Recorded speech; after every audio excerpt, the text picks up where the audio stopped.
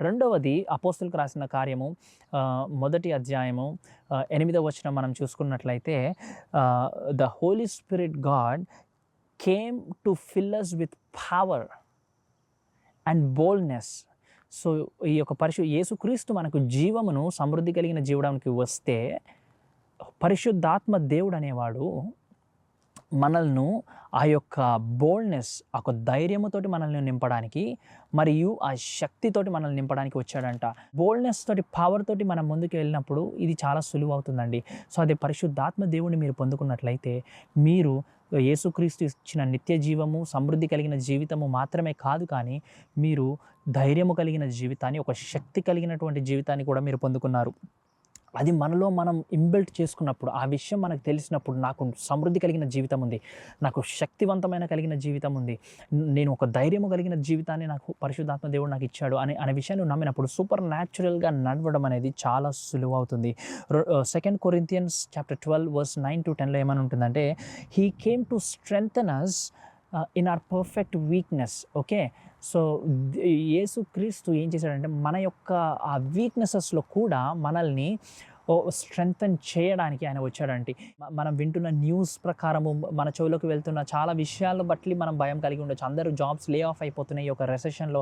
So, నాకు కూడా నా జాబ్ కూడా పోతుందేమో, నేను ఎన్నటికీ నా సొంత ఇల్లు కట్టుకోలేనేమో, నేను ఎన్నటికీ మంచి ఉన్నత స్థాయిలోకి దేవుడు నన్ను తీసుకొని వెళ్ళలేడేమో, ఎందుకంటే వరల్డ్ అంతా డౌన్ వెళ్తున్నప్పుడు నన్ను మాత్రమే దేవుడు ఎలా హెచ్చించగలుగుతాడు అనే విషయం, ఇటువంటి చాలామంది భయాలతోటి మనం బతుకుతుండొచ్చు. కానీ మన యొక్క వీక్‌నెసెస్‌లో గానీ, మన యొక్క భయాల్లో గానీ, నీకు ఎటువంటి విధమైన నీ పాపము నిన్ను పీడిస్తుందేమో, ఆ షేమ్, నీ ఇంతకుముందు పాత జీవితము, ఆ షేమ్, ఆ గిల్ట్ అనేది నిన్ను పీడిస్తుందేమో, ఆ వీక్‌నెస్‌లోకి నిన్ను నడిపిస్తుందేమో. కానీ యేసుక్రీస్తు మన యొక్క వీక్‌నెస్‌లో తన శక్తిని మనకివ్వడానికి వచ్చాడు. శక్తిని ఇవ్వడం కాదు కానీ మనల్ని strengthening us in our weakness. So, ఎప్పుడైతే యేసుక్రీస్తులో మనకి స్ట్రెంగ్త్ ఉంది, నేను ఇంకా స్ట్రెంథెన్ చేయబడగలుగుతాను అనే విషయాన్ని నీలో ఇన్‌బిల్ట్ అవుతుందో, నీకు ఈ సూపర్ న్యాచురల్‌గా జీవించడం అనేది చాలా సులువవుతుంది. ముందుగా ఈ విషయాలు అన్నిటినీ మనం మన మనసులో ఉంచుకోవాలండి. వీటి మీద మనం ధ్యానిస్తూ ఉండాలి. మనం ఎవరు, దేవుడు మన కొరకు ఏం చేశాడు, మనం దేవుడి కొరకు ఏం చేయగలుగుతాము, ఈ విషయాలన్నిటినీ మన మనసులో ఉన్నప్పుడు, మన యొక్క పొజిషన్ మనకి తెలిసినప్పుడు, మన యొక్క స్థానము మనకి తెలిసినప్పుడు, ఇవి చాలా సులువవుతుంది. సూపర్ న్యాచురల్‌గా జీవించడం అనేది చాలా సులువవుతుంది. సో, కొన్ని హ్యాబిట్స్, ఇవన్నీ విషయాలు మనలో ఇన్‌బిల్ట్ కావాలంటే, కొన్ని హ్యాబిట్స్ అనేవి మనం అలవాటు చేసుకోవాలి. మొదటిగా ప్రతిరోజు ప్రార్థించడం అనే అలవాటుని మనం చేసుకోవాలి. చాలాసార్లు క్రైస్తవులు ఏం చేస్తుంటారంటే, మనం ప్రార్థన అనంగానే మన అవసరాల కొరకు మాత్రమే మనం ప్రార్థిస్తుంటాం.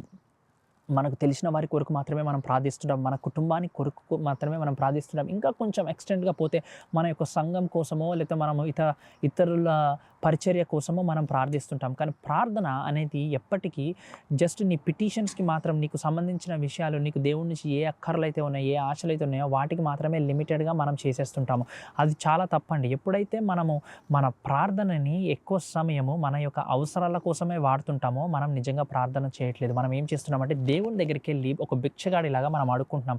కానీ నువ్వు క్రీస్తులో బిచ్చగాడివి కాదు. నువ్వు క్రీస్తులో ఒక కుమారుడివి. నువ్వు ఆయన ఒక కుమారుడు అయినప్పుడు, నీకు ఏ విషయాలు అవసరమో, నీ జీవితాల్లో ఎటువంటి విధమైన అవసరాలు ఉన్నాయో, నీ యొక్క ఆర్థిక ఇబ్బందులు కానీ, నీ యొక్క కుటుంబ సమస్యలు కానీ, నీ వాంఛలు కానీ, నీ యొక్క డిజైర్స్ కానీ, ప్రతీదీ ఆయనకు తెలిసి ఉన్నాయి. ఆయన మంచి తండ్రి అయి ఉన్నాడు అండ్ ఆయన మీకు అది ప్రొవైడ్ చేయాలని ఆయన ఆశపడుతున్నాడు. కానీ మనకు ప్రార్థన సమయంని 90% of our prayer time is only for asking our needs. So, అప్పుడు మనం దేవునితోటి మనం సహవాసం చేయగలుగుతాం. ఎందుకంటే మన యొక్క అవసరాలు మాత్రమే మనం దేవుడి దగ్గరికి తీసుకొని వెళ్ళి, తిరిగి మళ్ళీ మన నార్మల్ జీవితాన్ని జీవిస్తున్నాం. సో, ఇటువంటి విధమైన ప్రార్థన జీవితం మనకు ఉన్నప్పుడు, మనం దేవునితోటి ఆ రిలేషన్‌షిప్ అనేది ఎలా బిల్డ్ చేసుకుంటాం.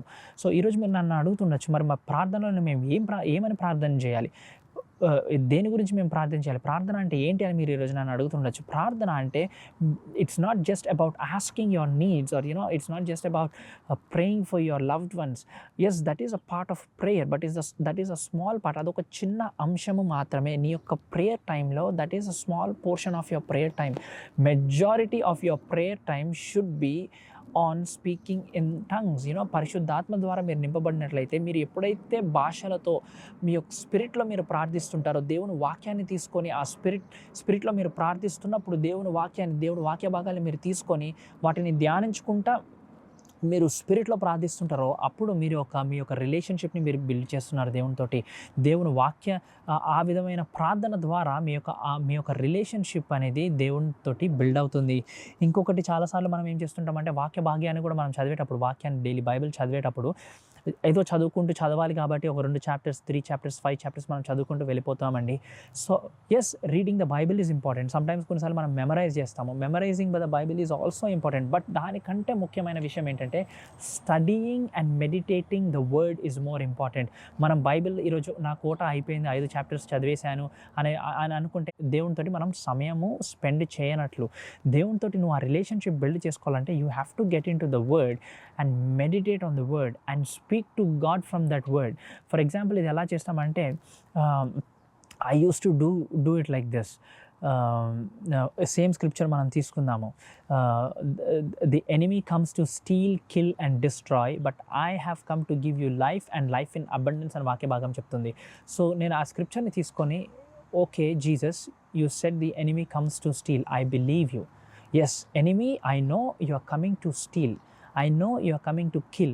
I know your intention is to destroy. I know your plans because God has spoken that to me through His word, because God is word and word is God. Okay? అలా తీసుకొని నేను దాన్ని ధ్యానిస్తుంటాను. So I keep my mind so cognizant and aware of enemies character, and at the same time I also keep my heart and my mind so cognizant about God's character. So దేవుడి యొక్క nature, అపవాది యొక్క nature నాకు తెలిసినప్పుడు it's easy for me to discern what is from the devil and what is from God.